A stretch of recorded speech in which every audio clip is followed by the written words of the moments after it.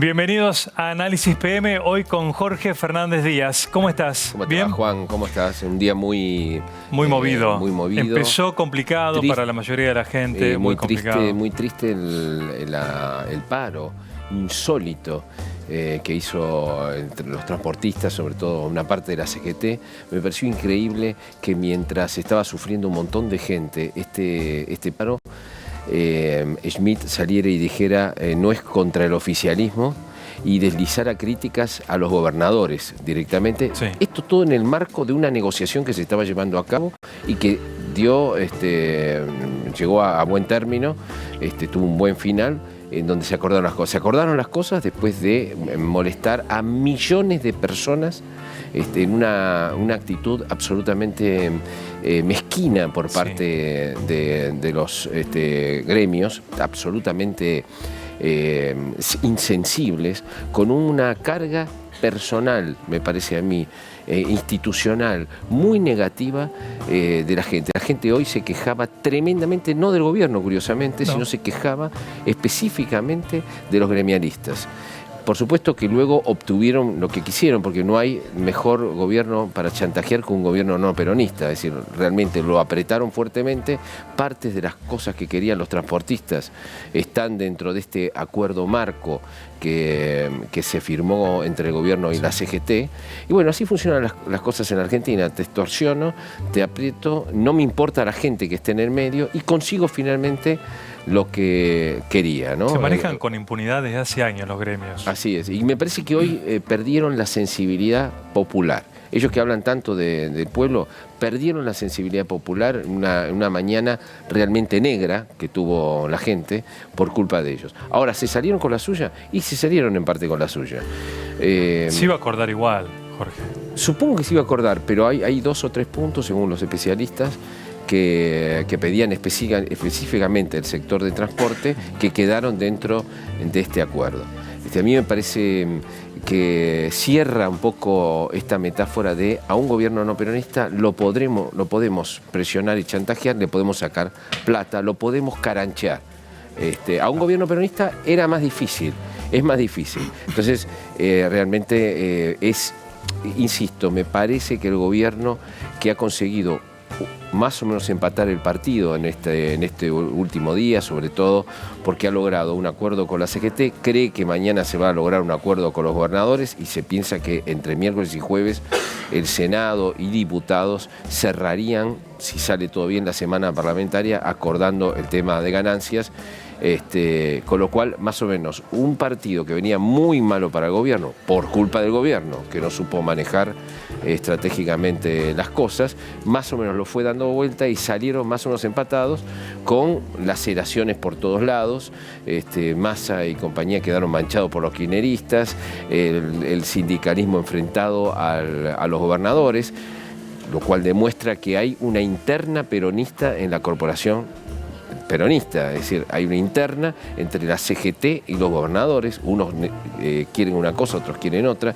El gobierno lidia con esas distintas posiciones, a veces logra sacar algún partido de esas divisiones para conseguir la gobernabilidad y otras veces queda engrampado por los dos, ¿no? Entonces, es una situación donde creo que el gobierno sacó un empate después de perder como la guerra por culpa del gobierno, donde nadie salió victorioso, donde hubo una insensibilidad tremenda por parte del sindicalismo, donde hubo una mano blanda por parte del gobierno, donde hubo además perdedores en la oposición. Es decir, es un episodio en Waterloo, ¿no? Es un episodio donde perdieron todos una parte del asunto. Es posible que si hay suerte esta semana se vaya cerrando con los gobernadores primero, con los senadores y los diputados después, y se termine un poco la fase parlamentaria por este año. Antes de Navidad. Ojalá que eso más o menos ocurra. Son fechas siempre delicadas, 19, 20 de diciembre. Siempre hay miedo a revueltas, a los propios incidentes violentos que hubo en la época de Cristina, por ejemplo, sin ir más lejos, ¿no? Entonces, cerrar esto lo más pacíficamente posible por parte de la comunidad política, me parece más o menos razonable dentro de todas las cosas que se vivió durante este último mes, donde se dijeron barbaridades y se hicieron barbaridades y errores garrafales en el oficialismo y en la oposición. Bueno, a propósito de Cristina Kirchner y el kirchnerismo, este acuerdo de ganancias hay que ver cómo impacta en Santa Cruz, donde están con muchas complicaciones con los ingresos de la provincia que no alcancen ni para pagar sueldos, ¿no? Claro, el kirchnerismo está haciendo varias cosas a la vez. Primero, denunciando un ajuste, que de hecho el ajuste fiscal no se ha dado realmente todavía, pero un ajuste general que ellos mismos propiciaron con sus políticas disparatadas, con la idea de endosarle la tarjeta de crédito después de que la reventaste, endosársela al infeliz que venía después y denunciarlo al infeliz por querer pagar la tarjeta que ellos reventaron. Esta es la situación general del kirchnerismo, lo cual es realmente indignante que ellos se manejen con esta liviandad y que vayan instalando su propio relato, digamos, ¿no? Con sus medios de comunicación, con sus mentiras, su nuevo autorrelato, digamos, va por este lado. Lo más risible es que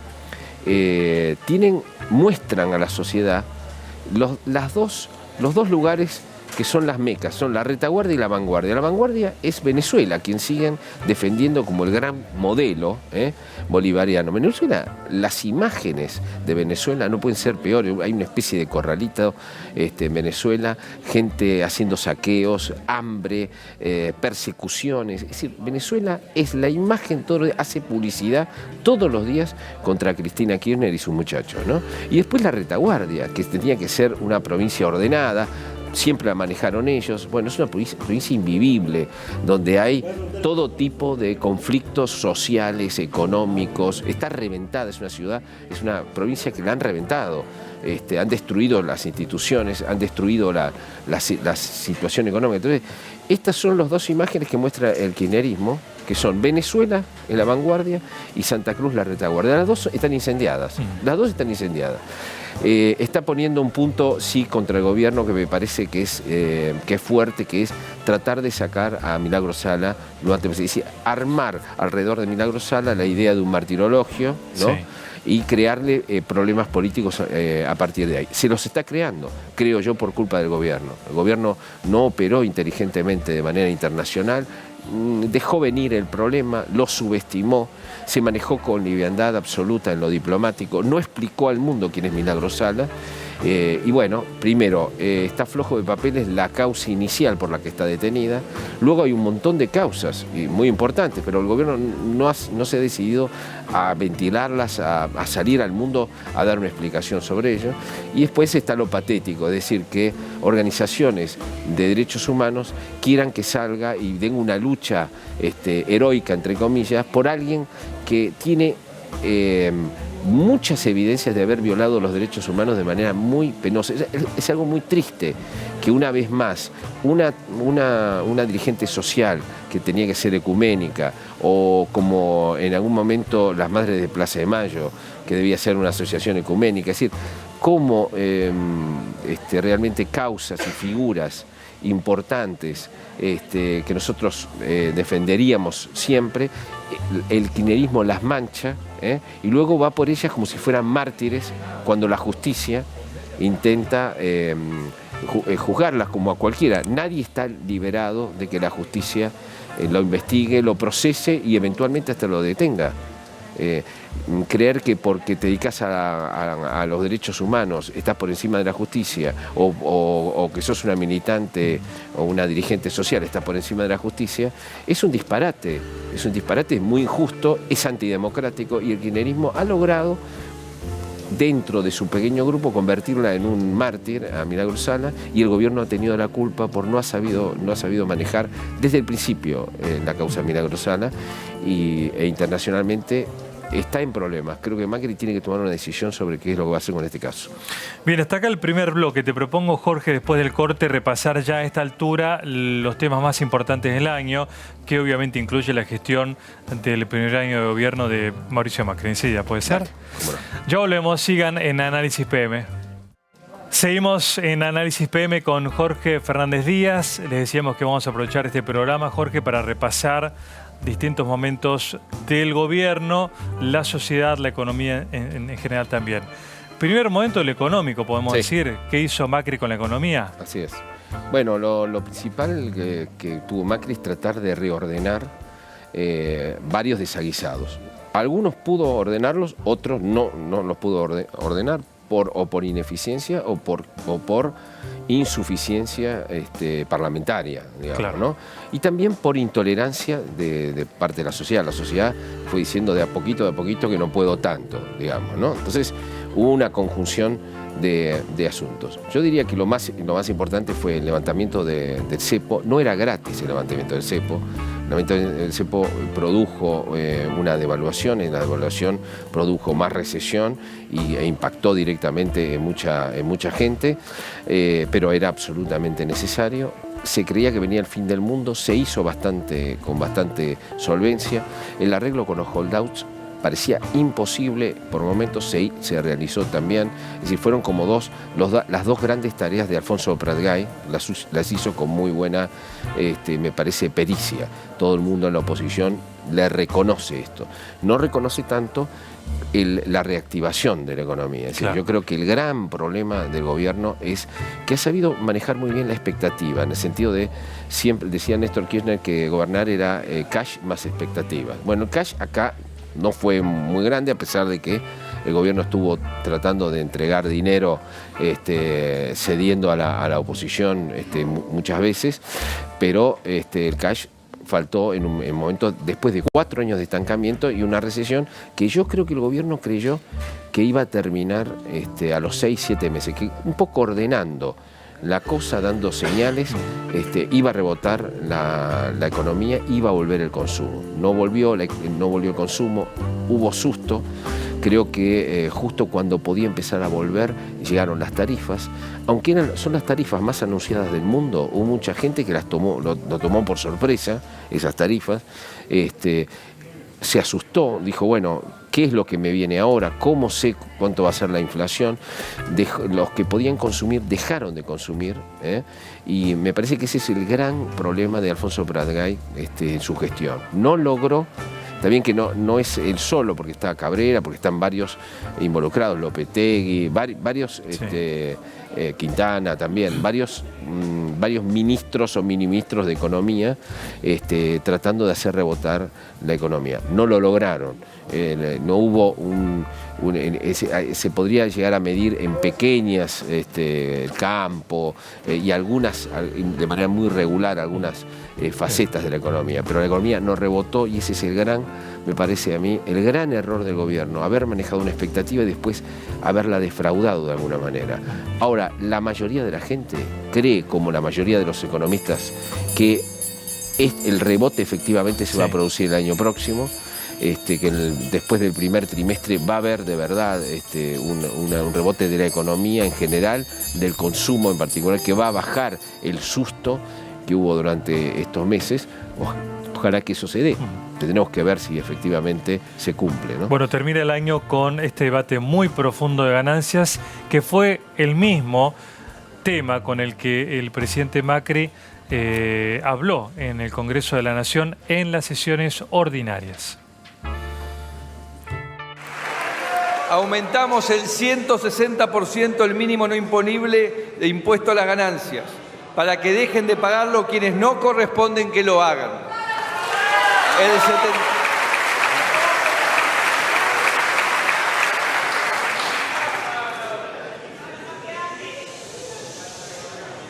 El 75% de los contribuyentes que pagan este impuesto verán un beneficio en su bolsillo de entre el 9 y el 22%. Y el complemento imprescindible de las escalas deberá ser tratado por el Congreso lo antes posible. Bueno, estaba Macri en marzo. Claro, lo que más llama la atención, Juan, a vos y a mí, es lo joven que estaba hace 10 meses. Menos de un año. Sí, menos de un año. Es decir, lo que lo envejeció a Macri, el ejercicio del poder en la Argentina y bajo emergencia, porque la Argentina está en emergencia económica, Sí. está la verdad, en estancamiento. Bueno, evidentemente siente el rigor. Yo creo que todo el gobierno sintió el rigor de lo que implicaba pasar de la ciudad a gobernar la nación, y los problemas de verdad profundos que hay más allá de quien hubiera agarrado la manija en el Claro. país. Es decir, Sí. que heredó una hipoteca muy importante. La iba a heredar Scioli, no sé cómo la iba a poder gestionar con Cristina dentro de ese gobierno, nadie lo sabe, pero la heredó un gobierno no peronista con todos los problemas que eso implica y con la sensación siempre de fragilidad, de que el no peronismo tiene que demostrar más si puede manejar la gobernabilidad y tiene que ceder más ante las presiones de las distintas corporaciones, ¿no? Emilio Pérsico ha sido a lo largo de todo el año un factor importante de poder, sin duda, de los movimientos sociales, como el movimiento Evita, y con una presencia muy fuerte este último mes también. Vamos a escuchar a Emilio Pérsico. Así es. Emilio, ¿qué cree que puede pasar si la ley que llegue a Cámara de Diputados no pueda pasar de la Cámara? Digo, no se cumpla con los 2/3 para pasar de ahí. No, va a tener los 2/3, va a salir. Y en caso de que la vete el Poder Ejecutivo, ¿cree que hay posibilidades de que el presidente se encuentre con un paro nacional antes de fin de año? No, creo que sería una responsabilidad política vetarla. Nosotros estamos dispuestos al diálogo, lo hemos demostrado y lo seguimos demostrando. Ahora, un portazo va a ser muy mal interpretado y las organizaciones van a tomar las decisiones que sean correctas. Yo ya lo he dicho. Yo ya pasé varias navidades en el Puente Porredón, puedo pasar una más, no tengo problema. Esta declaración fue en el contexto del debate por la ley de emergencia social que finalmente se promulgó, aprobó y promulgó. Claro, hay que entender que este gobierno tomó una decisión estratégica, que es reconocer a las organizaciones sociales como actores políticos determinantes. Esto pudo no haber sido así. Pudo haber el gobierno negado eso y haberse colocado contra las organizaciones. No lo hizo, se llevó bien con el movimiento Evita y con otras organizaciones, muchas de ellas manejadas desde el Vaticano por el largo e invisible brazo, no de Dios, pero de su vicario en la tierra, Bergoglio. Muchos le responden a él. Esto tiene también que ver, este reconocimiento del gobierno, con que finalmente el gobierno le ordenó al INDEC que diera las cifras, aunque eso lesionara su propia gestión económica. A esto se agregó que el gobierno aceptó todas las encuestas y todos los razonamientos de la UCA, del Observatorio Social de la UCA, que muestran, una vez más, varias cosas. Que hay un 32% de pobreza en la Argentina, y es pobreza estructural, es muy grave. Que el 50% de la Argentina tiene alguna necesidad básica insatisfecha, que el 40% de los argentinos trabajan en negro, ¿no? Que las organizaciones sociales, por lo tanto, son representativas de un montón de personas que ya no las contiene la CGT y las organizaciones gremiales tradicionales. Entonces, a la vez este sinceramiento impactó mucho en la sociedad. Es decir, realmente las últimas encuestas, sobre todo Oliveto, que es un especialista en consumo, nos contaba este fin de semana que el gran verbo del año fue transparentar, ¿no? Realmente se transparentó lo que somos. Fue como si se prendiera la luz, después de tanta mentira, relatos y cosas por el estilo. Se prendiera la luz y digo, bueno, a ver, ¿cómo estamos? Estamos de manera desastrosa. La Argentina ha fracasado de manera muy contundente, no solo por el kirchnerismo, viene de varios fracasos anteriores, pero la luz es cenital, es cruda y colocó a cada uno en su lugar. Me parece que el gobierno reconoce entonces a las organizaciones sociales como un ineludible actor político, se llevó bien en general con las más grandes, no tanto quizás con algunas chicas, está muy atomizado fuera de las grandes, y eso trae muchos problemas en la ciudad. 20 dirigentes cortan una calle y producen un lío gigantesco, digamos, ¿no? Pero me parece que hoy sabemos dónde estamos. Estamos mal, muy mal, muy mal. Esto también produce cierto miedo en el consumidor, porque dice, Claro. bueno, che, la verdad que no estábamos bien, ¿no? Entonces me parece que el consumidor tarda en consumir precisamente por ese miedo que produce no solo este gobierno, sino la situación general del país. A los pocos días de asumir, Macri recibió en la Quinta de Olivos a todos los gobernadores y entabló un vínculo que hasta el final del año fue bastante abierto y de diálogo. Vamos a escuchar a algunos gobernadores de las provincias de La Rioja y también de Mendoza. Se han firmado pocos pactos federales en los últimos 30 y pico años de democracia. Todos los pactos federales que se han firmado han sido para detraer recursos a las provincias y este es el primero que se firma para ponerle recursos a la provincia. Este es un gran paso del federalismo. Este federalismo que muchas veces se declamó y que pocas veces se practicó y que costó muchísimas vidas a hombres y mujeres valientes en nuestra historia que tenemos que reivindicar todavía para que realmente podamos decir que vivimos en una república federal. Bueno, están dos gobernadores, no todos, pero Sí. dos que son una muestra. Claro, básicamente el gobierno se manejó negociando con los que gobernaban, ¿no? Que estuvieron muy interesados en que no les quitaran sus fondos coparticipables y que acompañaron en términos generales al gobierno, salvo algunos gobernadores feudales que lograron boicotear la reforma política, ¿no? La pregunta que uno se hace es cuál es la política que va a adoptar el gobierno de Cambiemos con vistas a las elecciones, porque de algún modo ahora lo que viene es una larga campaña, primero larvada y luego desatada, por el poder o por lo menos por las elecciones de medio término que son absolutamente fundamentales. Ahí se nota en el gobierno una discusión de qué hacer con los gobernadores, de qué hacer con la oposición. Por supuesto que al gobierno le conviene la fragmentación del peronismo, ¿no? Ahora vamos a hablar de peronismo, pero la pregunta es, ¿quién tiene razón? ¿Emilio Monzó o Durán Barba? Es la grieta que se abrió dentro del gobierno este año, ¿no? ¿Qué dice Durán Barba? Somos lo nuevo contra lo viejo, no acordemos con nadie, mucho menos con gobernadores rancios y con otros personajes del pasado. ¿Qué dice Emilio Monzó? Si no ganamos territorialmente, si no nos ponemos las pilas, nosotros vamos a perder la elección de medio término con las dificultades que eso va a traer para un gobierno no peronista, ¿no? De manera que esta discusión, que me parece a mí que Macri tiene que saldarla, por ahora Macri parece más recostado sobre Durán Barba, Marcos Peña y compañía, que contra Emilio Monzó, que quedó un poco como marginado. Emilio Monzó es un extraordinario político que ha logrado grandes acuerdos en el Congreso y que ha sido factotum fundamental de que ganara Cambiemos en muchas provincias y hubieran, digamos, me parece que si el presidente tiene que tomar una decisión, si puede conectar nuevamente la cultura Monzó, que es una cultura de acordemos con más gente, ampliemos nuestra base de sustentación y peleemos el territorio sigue existiendo por más que exista Facebook, etcétera, sigue existiendo el territorio, o Durán Barba dice, eso es viejo, es la vieja política y nosotros nos tenemos que meter.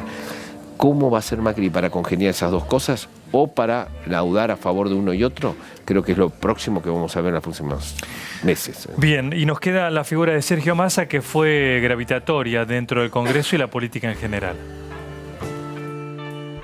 Sí, lo primero que me parece es que hay que distinguir entre los que reclaman y proponen y los que protestan y ejercen violencia. A eso me refería. Y creo que esa diferencia no es menor. Yo podría decirte, hay quienes reclaman, gremios, la CETEP con su marcha San Cayetano, y hay quienes de alguna manera han planteado un método más, diría, violento, más agresivo, y son sectores claramente vinculados al kirchnerismo, son sectores que están enamorados de la lógica del miedo, enamorados de la Argentina fracturada, porque en la fractura y en el miedo construyen sobre los sectores que por ahí sienten la necesidad de tener protección.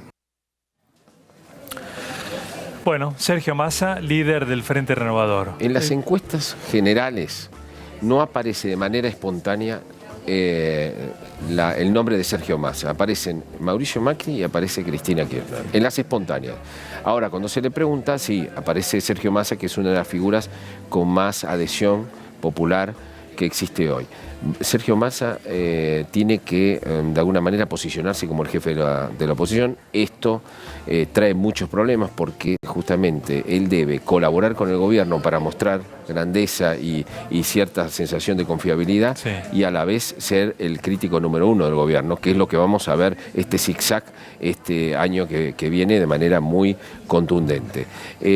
Si todo sigue así, el peronismo no tiene un candidato mejor. Sergio Massa es el gran macho alfa de esa manada, que está buscando quién es el jefe. Le desconfían los propios peronistas, el kirchnerismo, pero además otros del PJ.